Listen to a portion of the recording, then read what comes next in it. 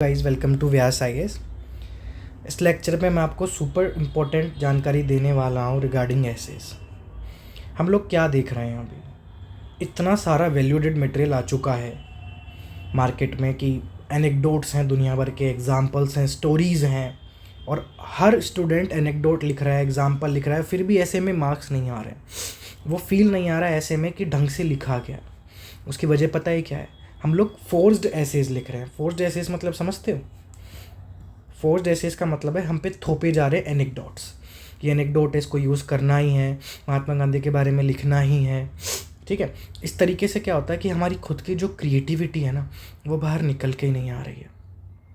हम ढंग से अपने मन की बात, इमोशनल बात जो हम फील करते हैं उस ऐसे के टॉपिक के लिए, वो ढंग से लिख ही नहीं पाते, ठीक है। हमें लगता है क्या पता ऐसे अट्रैक्टिव नहीं हो। बट आज इस लेक्चर में मैं आपको एक आर्टिकल बताऊंगा, द एंड ऑफ इमेजिनेशन। ये आर्टिकल लिखा गया है अरुंधति रॉय के द्वारा फ्रंटलाइन मैगजीन में। फ्रंटलाइन मैगजीन जो है आपकी द हिंदू न्यूज़पेपर की पेड मैगजीन है, प्रीमियम मैगजीन है।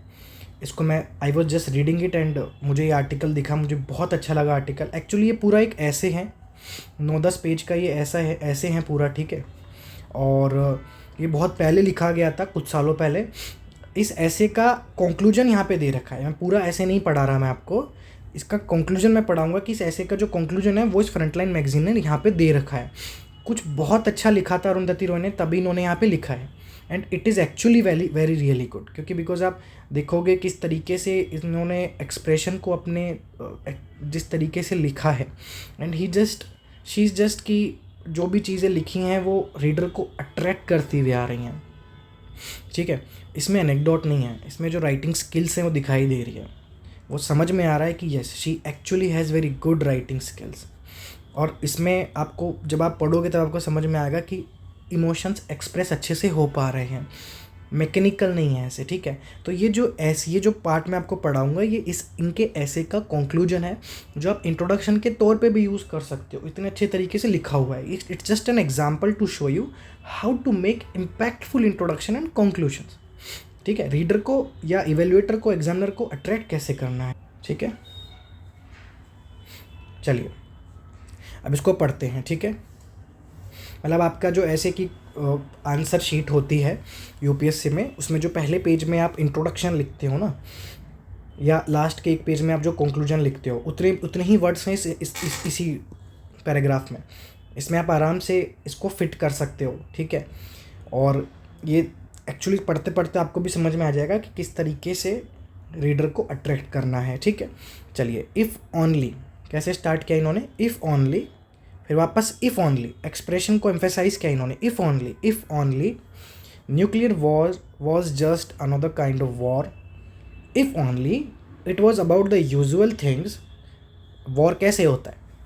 अगर हम देखें वॉर जनरली क्या समझा जाता है, जब मैं आपको बोलूँ वॉर, दिमाग में क्या आता है? Nations, territories, gods and histories, ठीक है। If only those of us who dread it are just worthless moral cowards who are not prepared to die in defense of beliefs. If only nuclear war was kind of war in which countries battle countries, men battle men. अगर nuclear war वही war है जो हम समझते हैं कि देश आपस में लड़ रहे हैं, आदमी आदमी से लड़ रहा है, बट ऐसा नहीं है। न्यूक्लियर वॉर ऐसा नहीं है। इतना इन्होंने बता के यहाँ पे पूरा 3 शब्दों में पूरा एक्सप्रेशन चेंज कर दिया। अगर न्यूक्लियर वॉर होता भी है तो हमारे दुश्मन कोई दूसरे देश नहीं होंगे, चाइना नहीं होगा, अमेरिका नहीं होगा, हम एक दूसरे के दुश्मन नहीं होंगे। हमारा जो दुश्मन होगा वो होगा अर्थ, और एनिमी विल बी अर्थ। क्यों? क्योंकि जो ये एलिमेंट्स हैं अर्थ के, जो फंडामेंटल एलिमेंट्स हैं, sky, air, land, wind, water, ये सब हमारे खिलाफ खड़े हो जाएंगे। They will turn against us, their wrath will be terrible. बहुत टेरिबल होगा, डिस्ट्रक्शंस, उनका जो बदला होगा हमारे लिए, हमारे खिलाफ, वो बहुत टेरिबल होगा। और सिटीज़, फॉरेस्ट एंड और fields and villages will burn for days, rivers will turn to poison, ठीक है। The air will become fire. What shall we do then? हम क्या करेंगे? Those of us who are still alive, इसका मतलब समझ रहे हो आप? कुछ लोग तो क्लाइमेट चेंज की वजह से पहले ही मर जाएंगे, कुछ लोग अगर बच भी गए, और वो बच कैसे गए? Burn, blind and bald and ill, carrying the cancerous carcasses of our children in our arms, where shall we go, हम कहाँ जाएंगे? हमारे जो चिल्ड्रन हैं उनकी लाशों को लेकर हम कहाँ जाएंगे? Where what shall we eat, हम क्या खाएंगे? व्हाट शैल वी ड्रिंक, हम क्या पिएंगे? हम सांस क्या लेंगे, क्या हम लेंगे सांस? ठीक है। This world of hours is a 4,600,000,000 years old, ये हमारी जो दुनिया है ये 4,600,000,000 ईयर ओल्ड है, बट ये ख़त्म एक दिन हो जाएगी, एक आफ्टरनून में ही। ठीक है, समझ में आ रहा है? अगर क्लाइमेट चेंज पे ऐसे आता है या कोई ऐसा टॉपिक है जिससे आप समझ पा रहे हो कि इन्होंने किस तरीके से एक्सप्रेस किया है इमोशंस को, ठीक है। एक पहले हाइपोथेटिकल एग्जांपल लिया न्यूक्लियर वॉर का, कि हम न्यूक्लियर वॉर के बारे में जब सोचते हैं तो हम क्या सोचते हैं, बट ऐसा नहीं है। न्यूक्लियर वॉर अगर होगा, कोई वॉर अगर होगा तो वो अब इस तरीके का होगा, ठीक है।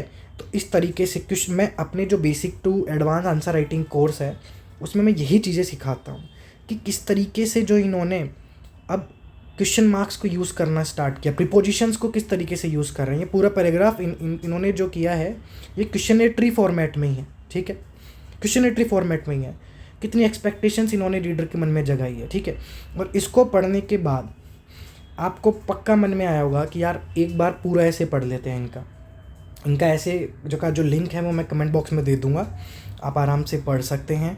बट इस तरीके से ही आपको लिखना है, the air will become fire, will be turn to poison, ठीक है। ये बहुत ही सिंपल सेंटेंसेस है, मैं ये नहीं कह रहा बहुत ज़्यादा टफ सेंटेंसेस हैं, बट पढ़ के ना समझ में आ रहा है कि कुछ ऐसा लिखा है जो लिखने वाले के मन में है, वो दिल से लिख रहा है, ठीक है। तो ये चीज़ें, ये इस वीडियो में मैं आपको यही बता रहा था कि इस तरीके से लिखा जाता है। और भी अगर ऐसी चीज़ें आती हैं, दुनिया भर की मैगजीन्स में पढ़ता हूँ आप लोगों के लिए, down to earth, front line, ठीक है, इंडिया लीगल, द इकोनॉमिस्ट, ये सारी चीज़ें मैगजीन्स पढ़ता हूँ। कुछ भी अच्छा दिखाई देता है व्यास एस के यूट्यूब चैनल पर मैं ज़रूर डालूंगा, सब्सक्राइब कर लीजिए। Thank you so much.